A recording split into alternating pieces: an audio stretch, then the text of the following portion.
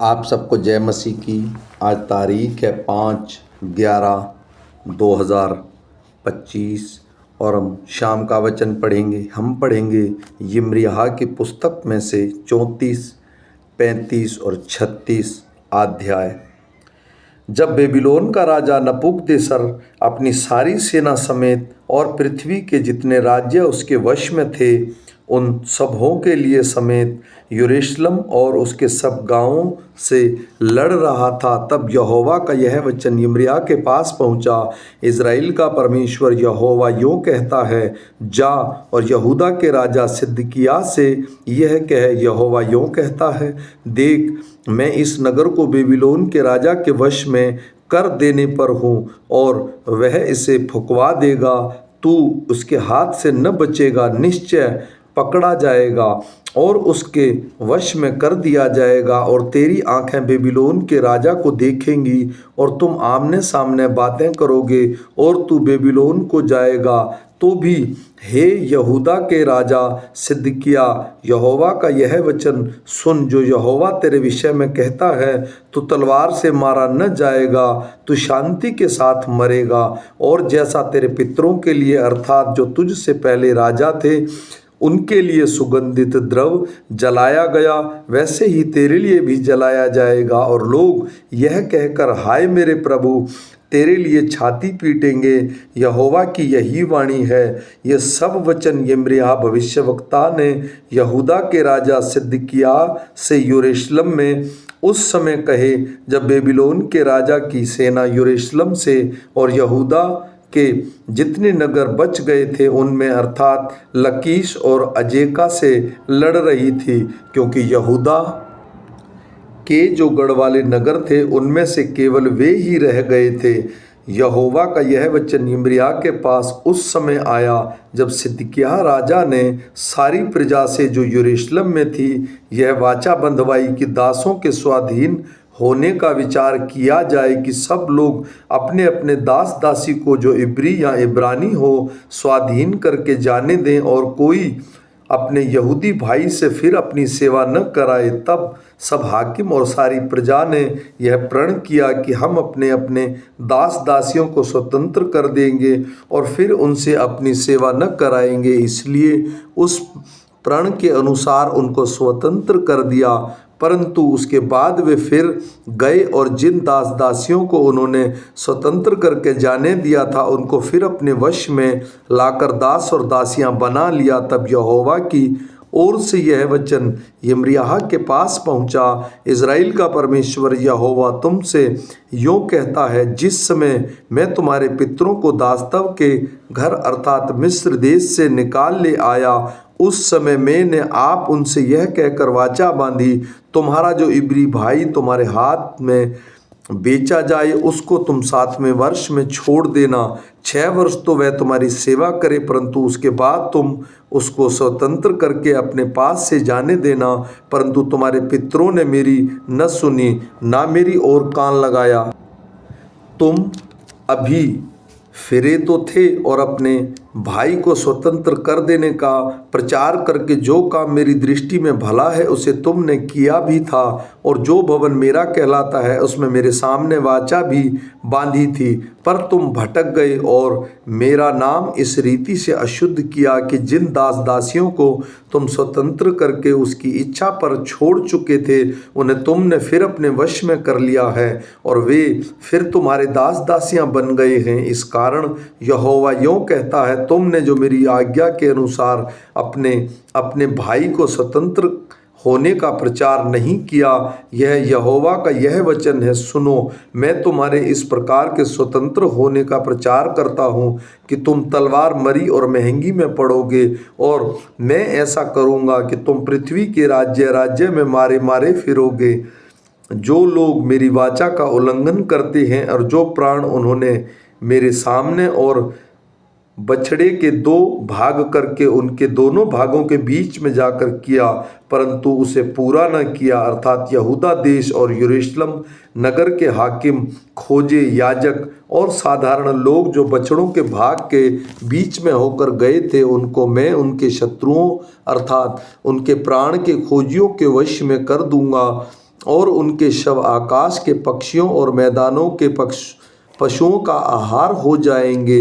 मैं यहूदा के राजा सिदकिय्याह और उनके हाकिमों को उनके शत्रुओं और उनके प्राण के खोजियों अर्थात बेबीलोन के राजा की सेना के वश में कर दूंगा, जो तुम्हारे सामने से चली गई हैं। यहोवा का यह वचन है कि देखो, मैं उनको आज्ञा देकर इस नगर के पास लौटा ले आऊँगा और वे लड़कर इसे ले लेंगे और फूंक देंगे, और यहूदा के नगरों को मैं ऐसा उजाड़ दूंगा, उनमें कोई न रहेगा। यहोशिय्याह के पुत्र यहूदा के राजा यहोयाकीम के राज्य में यहोवा की ओर से यह वचन यिर्मयाह के पास पहुँचा। रेकाबियों के घराने के पास जाकर उनसे बातें कर और उन्हें यहोवा के भवन की एक कोठरी में ले जाकर दाखमधु पिला। तब मैंने याजन्याह जो उसका हबस्सिन्याह का पोता और यिम्रिय्याह का पुत्र था और उसके भाई को सब पुत्रों को अर्थात रेकाबियों के सारे घराने को साथ लिया, और उनमें परमेश्वर के भवन में यिल्गाद्याह के पुत्र हानान जो परमेश्वर का एक जन था उसको कोठरी में ले आया जो हाकिम की कोठरी के पास थी, और शल्लूम के पुत्र डेवड़ी के रखवाले मासेयाह की कोठरी के ऊपर थी। तब मैंने रेकाबियों के घराने को दाखमधु से भरे हुए हांडे और कटोरे देकर कहा, दाखमधु पियो। उन्होंने कहा, हम दाखमधु न पिएंगे, क्योंकि रेकाब के पुत्र योनादाब ने जो हमारा पुरखा था हमको यह आज्ञा दी थी, तुम कभी दाखमधु न पीना, ना तुम न तुम्हारे पुत्र, ना घर बनाना, ना बीज बोना, ना दाख की बारी लगाना, और ना उनके अधिकारी होना, परंतु जीवन भर तंबुओं में ही रहना। जिस देश में तुम परदेसी हो उसमें बहुत दिन तक जीवित रहो। इसलिए हम रेकाब के पुत्र अपने पुरखाओं योनादाब की बात मानकर उसकी सारी आज्ञाओं के अनुसार चलते हैं। न हम न हमारी स्त्रियां या पुत्र पुत्रियां कभी दाखमधु पीते हैं, और न हम घर बनाकर उनमें रहते हैं। हम न दाख की बारियां, न खेत और न बीज रखते हैं। हम तंबुओं में ही रहा करते हैं और अपने पुरखा योनादाब की बात मानकर उसकी सारी आज्ञाओं के अनुसार काम करते हैं।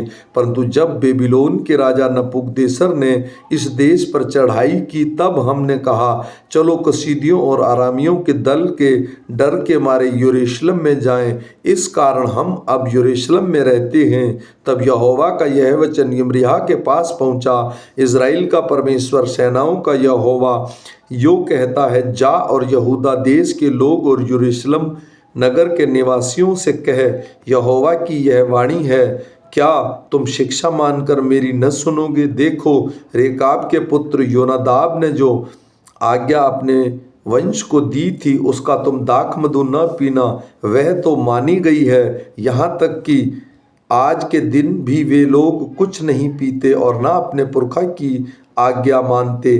पर यदि मैं तुमसे बड़े यत्न से कहता आया हूँ तो भी तुमने मेरी नहीं सुनी। मैं तुम्हारे पास अपने सारे दास नबियों और बड़ा यत्न करके यह कहने को भेजता आया हूँ, अपनी बुरी चाल से फिरो और अपने काम सुधारो और दूसरे देवताओं के पीछे जाकर उनकी उपासना मत करो।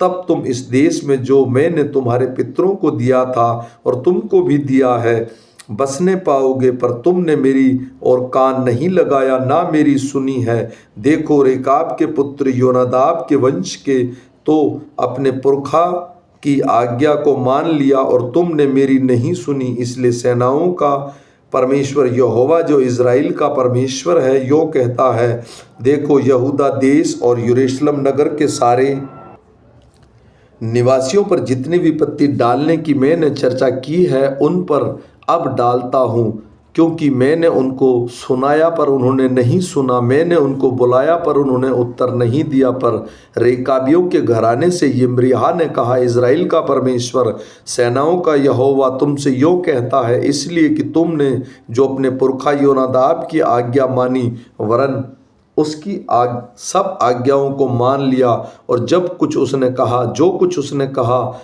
उसके अनुसार काम किया। इसलिए इज़राइल का परमेश्वर सेनाओं का यहोवा यूँ कहता है, रेकाब के पुत्र योनादाब के वंश में सदा ऐसा जन पाया जाएगा जो मेरे सम्मुख खड़ा रहे। फिर योशिय्याह के पुत्र यहूदा के राजा यहोयाकीम के राज्य में चौथे बरस में यहोवा की ओर से यह वचन यिर्मयाह के पास पहुंचा, एक पुस्तक लेकर जितने वचन मैं तुझसे योशिय्याह के दिनों से लेकर अर्थात जब तक तुझसे बातें करने लगा उस समय से आज के दिन तक इज़राइल और यहूदा और सब जातियों के विषय में कहे हैं, सबको उसमें लिख। क्या जाने यहूदा का घराना उस सारी विपत्ति का समाचार सुनकर जो मैं उन पर डालने की कल्पना कर रहा हूँ अपनी बुरी चाल से फिरे और उनके अधर्म और पाप को क्षमा करूँ। अंत यिर्मयाह ने नेरिय्याह के पुत्र बारूक को बुलाया और बारूक ने यहोवा के सब वचन जो उसने यिर्मयाह से कहे थे यिर्मयाह के मुख से सुनकर पुस्तक में लिख दिए। फिर यिर्मयाह ने बारूक को आज्ञा दी और कहा, मैं तो बंधा हुआ हूँ, मैं यहोवा के भवन में नहीं जा सकता, इसलिए तू उपवास के दिन यहोवा के भवन में जाकर उसके जो वचन तूने मुझसे सुन कर लिखे हैं पुस्तक में से लोगों को पढ़कर सुनाना, और जितने यहूदी लोग अपने अपने नगरों से आएंगे उनको भी पढ़कर सुनाना। क्या जाने वे यहोवा से गिड़गिड़ा कर प्रार्थना करें और अपनी बुरी चाल से फिरें, क्योंकि जो क्रोध और जलजलाहट यहोवा ने अपनी इस प्रजा पर भड़काने को कहा है वह बड़ी है। यिर्मयाह भविष्यवक्ता की इस आज्ञा के अनुसार नेरिय्याह के पुत्र बारूक ने यहोवा के भवन में उस पुस्तक में से जो उसने वचन पढ़कर सुनाए योशिय्याह के पुत्र यहूदा के राजा यहोयाकीम के यहाँ के 5वें वर्ष के 9वें महीने में यरूशलेम में जितने लोग थे और यहूदा के नगरों में जितने लोग यरूशलेम में आए थे उन्होंने यहोवा के सामने उपवास करने का प्रचार किया। तब बारूक ने यहोवा के भवन में सब लोगों को शापान के पुत्र गम्रिय्याह जो प्रधान था उसकी कोठरी में जो ऊपर आंगन में यहोवा के भवन के नए फाटक के पास थी यिर्मयाह के सब वचन पुस्तक में से पढ़ सुनाए। तब शापान के पुत्र गम्रिय्याह के बेटे मीकिय्याह ने यहोवा के सारे वचन पुस्तक में से सुने और वह राजघराने के प्रधान की कोठरी में उतर गया और क्या देखा कि वहाँ एलीशामा प्रधान और शमायाह का पुत्र दलायाह और अबबोर का पुत्र एलनान और शापान का पुत्र गम्रिय्याह और हनन्याह का पुत्र सिदकिय्याह और सब हाकिम बैठे हुए हैं। मीकिय्याह ने जितने वचन उस समय सुने जब बारूक ने पुस्तक में से लोगों को पढ़कर सुनाए थे उन सब का वर्णन किया। उन्होंने सुनकर सब हाकिमों ने यहूदा को जो नतन्याह का पुत्र और शलेम्याह का पोता और कुशी का परपोता था बारूक के पास यह कहने को भेजा, जिस पुस्तक में से तूने सब लोगों को पढ़ सुनाया है उसे अपने हाथ में लेता आ। अंत नेरिय्याह का पुत्र बारूक वह पुस्तक हाथ में लिए हुए उसके पास आया। तब उन्होंने उससे कहा, अब बैठ जा और हमें यह पढ़कर सुना। तब बारूक ने उनको पढ़कर सुना दिया। जब वे उन सब वचनों को सुन चुके तब थरथराते हुए एक दूसरे को देखने लगे और उन्होंने बारूक से कहा, हम निश्चय राजा से इस वचनों का वर्णन करेंगे। फिर उन्होंने बारूक से कहा, हमसे कह, क्या तूने सब वचन उसके मुख से सुनकर लिखे? बारूक ने उनसे कहा, ये तो सब वचन अपने मुख से मुझे सुनाता गया और मैं इसी पुस्तक में स्याही से लिखता गया। तब हाकिमों ने बारूक से कहा, जा तू अपने आप को और यिर्मयाह को छिपा और कोई न जानने पाए कि तुम कहाँ हो। तब वे पुस्तक को एलीशामा प्रधान की कोठरी में रखकर राजा के पास आंगन में आए और राजा को वे सब वचन पढ़कर कह सुनाए गए। तब या राजा ने यहूदा को पुस्तक ले जाने के लिए भेजा और उसे एलीशामा प्रधान की कोठरी में से लेकर राजा को और जो हाकिम राजा के आसपास खड़े थे उनको भी पढ़ सुनाया। राजा शीतकाल के भवन में बैठा हुआ था क्योंकि 9वां महीना था और उसके सामने अंगीठी जल रही थी। जब यहूदी 3-4 पृष्ठ पढ़ चुका तब राजा उसे चाकू से काटा और आग की अंगीठी में थी उसमें फेंक दिया। इस प्रकार अंगीठी की आग में पूरी पुस्तक जलकर भस्म हो गई, परंतु ना कोई डरा और ना किसी ने अपने कपड़े फाड़े, अर्थात न तो राजा ने और न उसके कर्मचारियों में से किसी ने ऐसा किया जिन्होंने वे वचन सुने थे। एलातान और दलाया गम्रिया ने जो राजा से विनती भी की थी कि पुस्तक को न जलाए, परंतु उसने उसकी एक न सुनी। राजा ने राजपुत्र यरमेहेल को और अर्जिएल को पुत्र सराया और उसके अब्देल के पुत्र शलेमिया को आज्ञा दी कि बारूक लेख और यिम्रिय्याह भविष्यवक्ता को पकड़ ले, परंतु यहोवा ने उनको छिपा रखा। जब राजा ने उस वचनों की पुस्तक को जो बारूक ने यिम्रिय्याह के मुख से सुनकर लिखी थी जला दिया, तब यहोवा का यह वचन यिम्रिय्याह के पास पहुंचा। फिर एक और पुस्तक लेकर उसको यहूदा के राजा यहोयाकीम की जलाई हुई पहली पुस्तक के सब वचन लिख दे और यहूदा के राजा यहोयाकीम के विषय से कह, यहोवा यों कहता है, तूने इस पुस्तक को यह कहकर जला दिया कि तूने उसमें यह क्यों लिखा है कि बेबीलोन का राजा निश्चय आकर इस देश का नाश करेगा और उसमें न तो मनुष्य को छोड़ेगा और न पशु को। इसलिए यहोवा यहूदा के राजा यहोयाकीम के विषय में यों कहता है, उसका कोई दाऊद की गद्दी पर विराजमान न रहेगा और न उसका शव ऐसा फेंक दिया जाएगा कि दिन को धूप में और रात को पाले में पड़ा रहेगा। मैं उसको और उसके वंश को और कर्मचारियों को और उसके अधर्म का दंड दूंगा और जितनी विपत्ति मैंने उन पर और यरूशलेम के निवासी और यहूदा के सब लोगों पर डालने को कहा है और जिसको उन्होंने सच नहीं माना, उन सब को मैं उन पर डालूंगा। तब यिम्रिय्याह ने दूसरी पुस्तक लेकर नेरिया के पुत्र बारूक लेखक को दी और जो पुस्तक यहूदा के राजा यहोयाकीम ने आग में जला दी थी, उसमें के सब वचनों को बारूक ने यिम्रिय्याह के मुख से सुनकर उसमें लिख दिए और उन वचनों में उसके समान और भी बहुत सी बातें बढ़ा दी गई। आमीन।